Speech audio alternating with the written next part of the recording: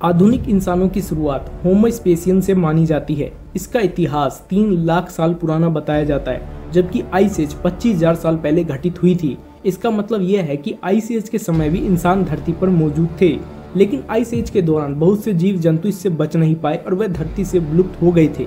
तो आखिर उस समय इंसान कैसे बच गए और वह इससे बचने के लिए कहां पर चले गए थे? आइस एज यानी हिम युग के तो बारे में आपने सुना ही होगा। उस समय धरती पर ज्यादातर हिस्सा बर्फ से ढका होता था। उस वक्त इंसानों के पूर्वज तब भी धरती पर रहते थे।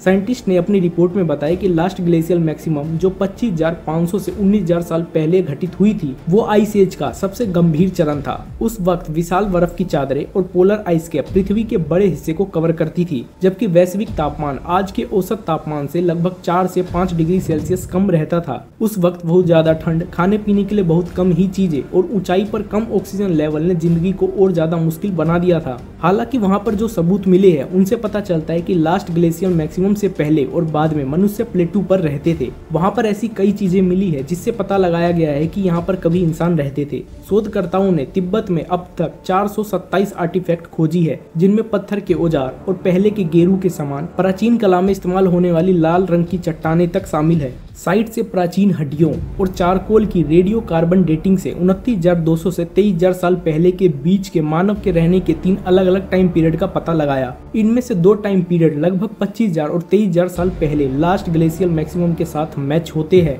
बाकी बहुत से ऐसे सबूत मिले हैं जिससे यह पता चलता है कि उस समय मनुष्य ऐसी जगह शिफ्ट हो रहे थे जहाँ पर कम ठंड थी और वह उस समय खाने पीने के लिए जानवरों के शिकार पर ही निर्भर थे। तो इस तरह उन्होंने हिम युग को मात दी थी।